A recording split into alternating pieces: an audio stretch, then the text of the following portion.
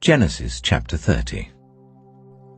When Rachel saw that she bore Jacob no children, Rachel envied her sister. She said to Jacob, "Give me children, or else I will die." Jacob's anger was kindled against Rachel, and he said, "Am I in God's place, who has withheld from you the fruit of the womb?" She said, "Behold, my maid Bilhah, go in to her, that she may bear on my knees, and I also may obtain children by her." She gave him Bilhah her handmaid as wife, and Jacob went in to her.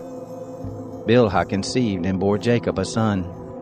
Rachel said, "God has judged me, and has also heard my voice, and has given me a son." Therefore she called his name Dan. Bilhah, Rachel's handmaid, conceived again, and bore Jacob a second son. Rachel said, "With mighty wrestlings have I wrestled with my sister, and have prevailed." She named him Naphtali. When Leah saw that she had finished bearing, she took Zilpah her handmaid and gave her to Jacob as a wife. Zilpah, Leah's handmaid, bore Jacob a son. Leah said, "How fortunate!" She named him Gad. Zilpah, Leah's handmaid, bore Jacob a second son. Leah said, "Happy am I, for the daughters will call me happy." She named him Asher. Reuben went in the days of the wheat harvest and found mandrakes in the field, and brought them to his mother Leah. Then Rachel said to Leah, "Please give me some of your son's mandrakes." She said to her, "Is it a small matter that you have taken away my husband? Would you take away my son's mandrakes also?" Rachel said, "Therefore he will lie with you tonight for your son's mandrakes." Jacob came from the field in the evening, and Leah went out to meet him and said, "You must come in to me, for I have surely hired you with my son's mandrakes." He lay with her that night. God listened to Leah, and she conceived and bore Jacob a fifth son. Leah said, "God has given me my hire, because I gave my handmaid to my husband." She named him Issachar. Leah conceived again and bore a sixth son to Jacob. Leah said, "God has endowed me with a good dowry. Now my husband will live with me, because I have borne him 6 sons. She named him Zebulun.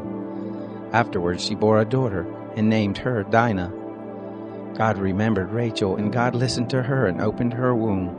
She conceived and bore a son, and said, "God has taken away my reproach."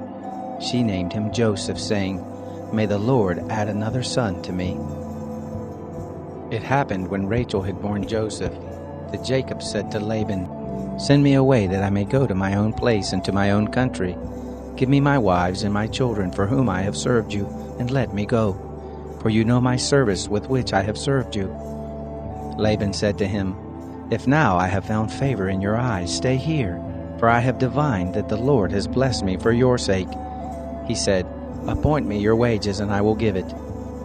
He said to him, "You know how I have served you, and how your cattle have fared with me. For it was little which you had before I came, and it is increased to a multitude. The Lord has blessed you wherever I turned. Now when will I provide for my own house also?" He said, "What shall I give you?" Jacob said, "You shall not give me anything.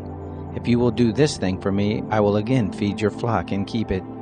I will pass through all your flock today, removing from there every speckled and spotted one, and every black one among the sheep, and the spotted and speckled among the goats.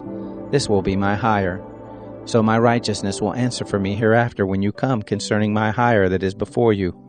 Every one that is not speckled and spotted among the goats, and black among the sheep, that might be with me, will be counted stolen." Laban said, "Behold, I desire it to be according to your word."